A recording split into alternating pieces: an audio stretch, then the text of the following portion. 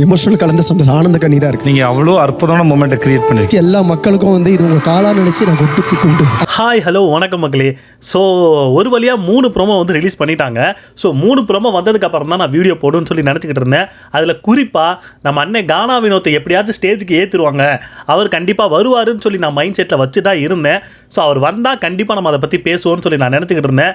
நான் நினச்சபடியே 2வது ப்ரோமோ 3வது ப்ரோமோலையுமே பார்த்தீங்க அப்படின்னா கானா வினோத் தான் அலங்கரித்து நிற்கிறாரு. ஸோ என்ன நடந்துச்சு, அது மட்டும் இல்லாமல் இன்னைக்கான எபிசோடு முழுக்க ஸ்டார்டிங்கில் வந்து ஒரு அழுகாட்சியாக இருந்தாலும், ஒரு எமோஷ்னலாக இருந்தாலும், முடிய போகும்போது ஒரு ஃபன்னாக ஒரு மூமெண்ட்டாக தான் முடிக்க போகிறாங்கன்றது வந்து இதுலேருந்து தெளிவாக தெரிஞ்சு போச்சு. ஸோ அது என்னென்ன நடந்துச்சு, ப்ரொமோவில் என்னென்னலாம் சொல்லியிருக்காங்க, 3 ப்ரொமோவில் என்னென்ன செஞ்சுருக்காங்க பார்க்க போகிறோம். ஸோ வாங்க வீடியோக்குள்ளே போகலாம். அதுக்கு முன்னாடி நம்ம சேனலுக்கு என்ன சப்ஸ்கிரைப் பண்ணாமல் இருந்தீங்கன்னா சப்ஸ்கிரைப் பண்ணிங்க, கூட அந்த லைக் பட்டன் கிளிக் பண்ணுங்கள். அப்போ தான் நம்மளோட வீடியோ நிறைய பேருக்கு சஜஷன் ஆகும். வாங்க வீடியோக்குள்ளே போகலாம். ஸோ ஃபஸ்ட்டு நம்ம என்ன பார்க்க போகிறோம்னா, ஏற்கனவே நம்ம வந்து கானா வினோத் வெளியே போனதெல்லாம் கொஞ்சம் மன கஷ்டத்தில் தான் இருக்கும். ஸோ அவ்வளோதான். அதுக்கப்புறம் நம்ம அதை வந்து கொஞ்சம் இது பண்ணிப்போம். ஏன்னா அவரே பார்த்திங்க அப்படின்னா ஸ்டேஜுக்கு வந்து அவரே நார்மல் ஆகிட்டார். ஸோ நம்மளும் நார்மல் ஆகிறது தான் சரி. ஸோ அதனால் இன்னும் நம்ம வந்து அதை பற்றி இது பண்ணிக்க வேணாம், கவலைப்பட்டுக்க வேணாம். இனிமேல் ஃபன் மோடில் இருப்போம். நம்ம அண்ணன் இன்றைக்கான எபிசோடில் வராரு, 2 ப்ரோமோவில் வந்திருக்காரு. அது மட்டும் இல்லாமல் எனக்கு தெரிஞ்சு அடுத்த வாரம் செலிப்ரேஷனுக்காக கண்டிப்பாக கானா வினோத் உள்ளே போகிறது மாதிரி பேச்சுவார்த்தை போயிட்டுருக்கு. போனார்னா ஃபன்னுக்கு கம்மியே இல்லை, ஃபன் மோடு மறுபடியும் ஸ்டார்ட் பண்ணி விட்டுருவார். ஸோ இன்றைக்கி இந்த இதில் என்ன பண்ணியிருக்காங்க பார்த்தீங்க அப்படின்னா, ஸ்டார்டிங்கில் மொதல் ப்ரோமோ பார்க்கும்போது யாருக்கெல்லாம் கன்ஃபியூஸ் ஆச்சு, எனக்கு கன்ஃபியூஸ் ஆச்சுங்க. நான் கொஞ்சம் குழம்பிட்டேன். ஏன் அப்படின்னா விஜய் சேதுபதி பேசின வார்த்தை அந்த மாதிரி என்னன்னா, ஃபஸ்ட் எடுத்தோன்னே நிறைய, அதாவது வெளியேருந்து உள்ளே போனாங்களே, அதாவது எலிமினேட் ஆன கண்டஸ்டன்ஸ் உள்ளே போனாங்களே, அவங்கள பற்றி ஏதோ சொல்லிக்கிட்டு இருக்காருங்க. என்ன அப்படின்னா, அதாவது உள்ளே இருக்கிறவங்க 6 பேர் தான், வெளியேருந்து உள்ளே போனாங்க பார்த்தீங்களா, அதாவது எலிமினேட் ஆகி உள்ளே போனாங்களே, அவங்க ஏதோ ஒரு மைண்ட் செட்டில் வச்சுக்கிட்டு தான் ஏதோ என்னமோ ஒரு ஆட்டத்தை ஆடணும்னு தான் உள்ளே போயிருக்காங்க அப்படின்ற மாதிரி தான் தெரியுதுன்னு மாதிரி ஒரு வார்த்தை சொல்கிறாரு. விளையாட்டில் இருந்தது என்னமோ 6 பேர் தான், ஆனால் வெளியேருந்து வீட்டுக்குள்ளே வந்தவங்க அவங்க ஏதோ ஒரு கணக்கு போட்டு ஆட்டத்தை ஆடின மாதிரி இருக்கு. சரிங்க, அதாவது அவர் என்ன சொல்கிறார் அப்படின்னா, வெளியே இருந்து நிறைய பேர் உள்ளே போய் நிறைய பேரோட தப்புக்களை சொன்னாங்க பார்த்தீங்களா. குறிப்பாக வியானாவாக இருக்கட்டும், ரம்யாவாக இருக்கட்டும், நிறைய பேர் வெளியே இருந்து நடக்கக்கூடிய சில விஷயங்கள் எல்லாம் உள்ளே போய் சொன்னாங்க. ஸோ அது அவங்களோட ஆட்டமாக கூட இருக்கலாம். சரிங்களா. அடுத்த ஒரு விஷயம் சொன்னார்ல, அதுதான் எனக்கு டவுட் ஆச்சு. அதாவது வெளியே இருக்கிறவங்க உள்ளே அனுப்புனதுக்கு முக்கியமான காரணம் கொண்டாட்டத்தான். அதாவது அடுத்த வாரம் முடிய போகுது, 1 வாரம் தான் இருக்குது முடிய போகுது. அதாவது 1 வாரம் தான் இருக்குது, உள்ளே போய் கொண்டாட்டத்துக்காக பார்ப்பாங்களா, உள்ளே இருக்கிறவங்கள கேள்வியாக கேட்டு சுத்தல் விட்டுருக்காங்கன்ற மாதிரி ஒரு வார்த்தையை சொன்னார்.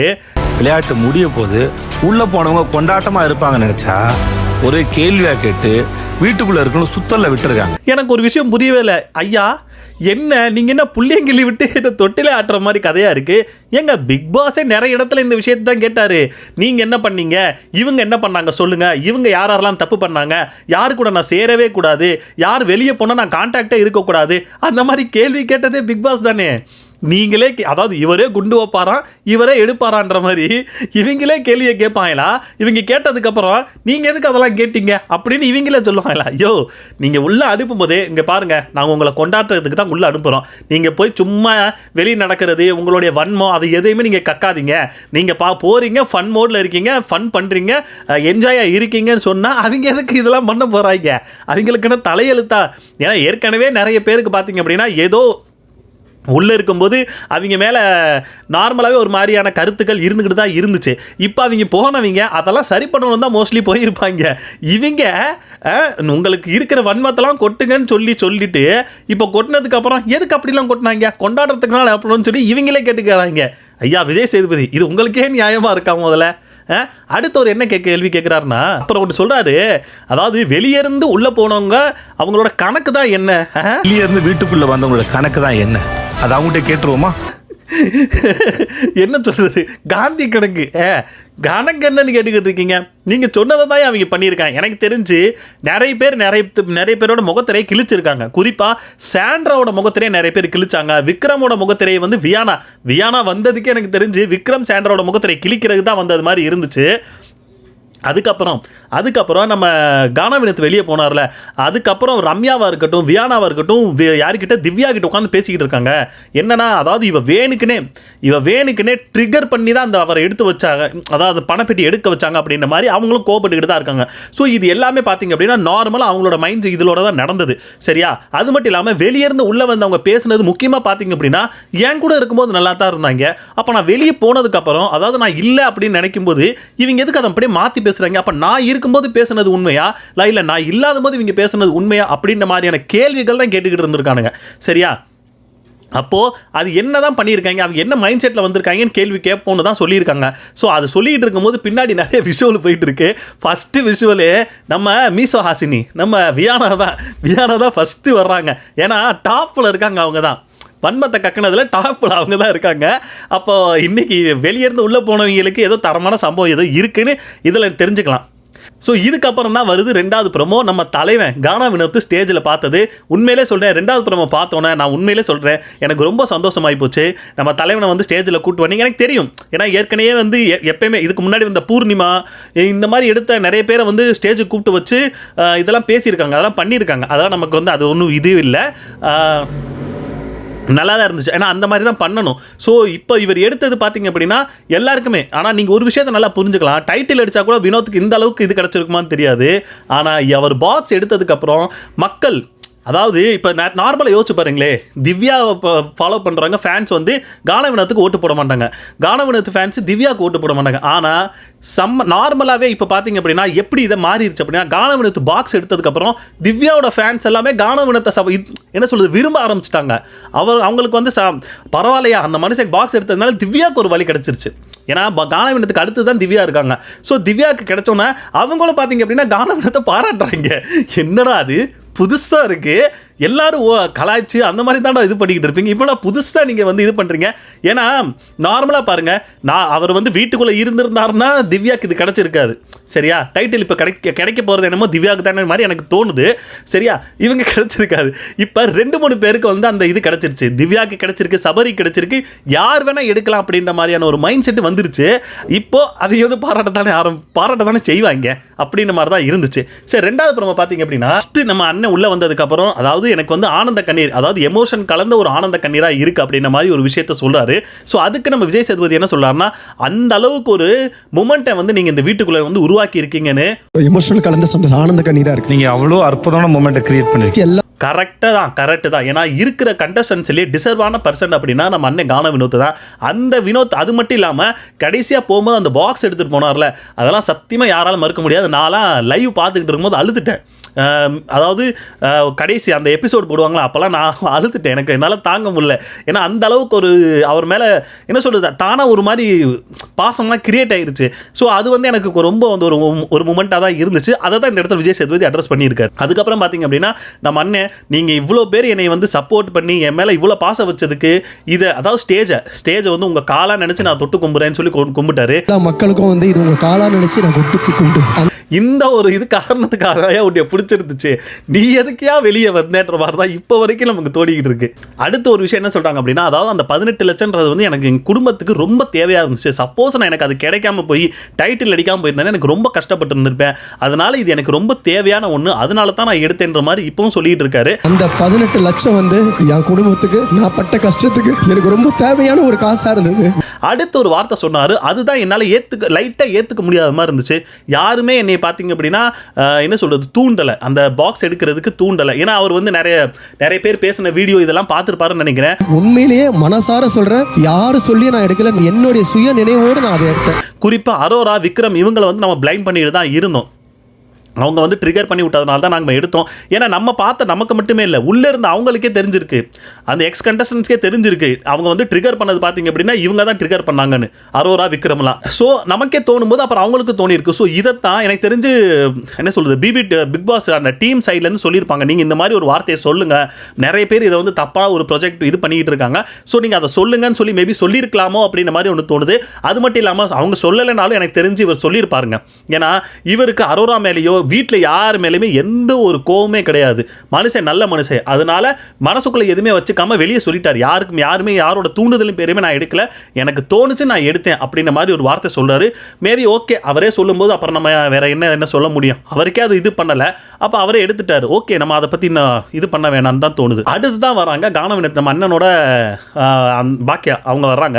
ஸோ அவங்க வந்து பேசும்போது இந்த அளவுக்கு ஒரு தெளிவாக ஒரு மெச்சூரிட்டியாக ஒரு வார்த்தை சொல்லும் போது நமக்கே அதை வந்து யோசிக்க தோணுது. அதாவது இவருடைய திறமைக்கு இது வரைக்குமே அங்கீகாரம் கிடைச்சதே கிடையாது, இது கிடைச்சது எனக்கு ரொம்ப சந்தோஷம். இந்த திறமைக்கு அதுக்கான அங்கீகாரம் கிடைக்கலன்னு நான் நிறைய ஃபீல் பண்ணியிருக்கேன். இது வந்து இந்த ஸ்டேஜ் வந்து முற்றுப்புள்ளி வச்சு முடிச்சிச்சு சார். அதாவது இந்த மேடைன்றது வந்து என்ன சொல்றது, அந்த அளவுக்கு வந்து ஒரு இம்பார்ட்டன்டான ஒன்றுன்ற மாதிரி தான் சொல்லிட்டு இருக்காங்க. அதுக்கப்புறம் தான் ஒரு வார்த்தையை சொல்றாங்க, எனக்கு நார்மலாக ஒரு பேச்சுக்காக நான் சொல்லலை, மனசார சொல்றேன், எனக்கு இது போதும்.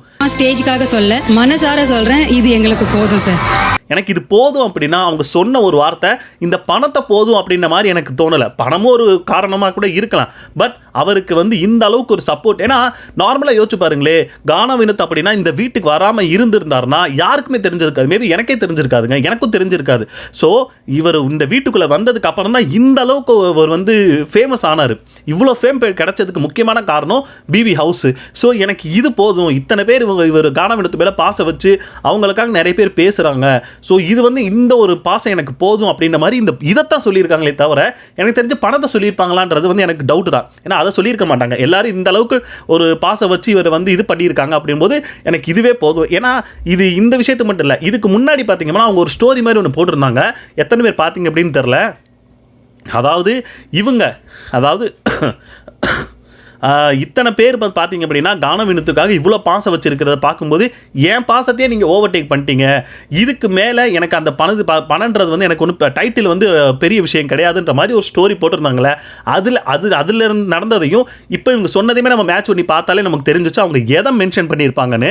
ஸோ இதோட பார்த்தீங்க அப்படின்னா 2வது ப்ரோமோ முடியுதுங்க. ஆனால் ஒன்றுங்க, செம மெச்சூரிட்டி. நான் என்ன சொல்கிறேன் அப்படின்னா, பாக்கி அவங்களோட பேச்சை கேட்டாலே நம்ம அண்ணன் செம்மையாக இருப்பார், வேற லெவலில் போயிடுவார், சூப்பராக இருக்க போகிறாரு அப்படி தான் தோணுது. அடுத்து தாங்க 3வது ப்ரோமோ. இந்த 2 ப்ரோமோ பார்த்தீங்க அப்படின்னா ஒரு மாதிரி எமோஷனலாக முடிச்சிட்டாங்க. 3வது ப்ரோமோ தான் ஒரு ஃபன் மோடில் கொண்டு போகணும்னு சொல்லிட்டு ஃபன் மோடு கொண்டு போகிறாங்க. என்ன அப்படின்னா எல்லாரும், அதாவது இவர் வந்து ஸ்டேஜில் நின்றுக்கிட்டு இருக்காரு விஜய் சேதுபதியோட, அப்போ உள்ளே இருக்கிறவங்கள்ட்ட பேச வைக்கிறாரு.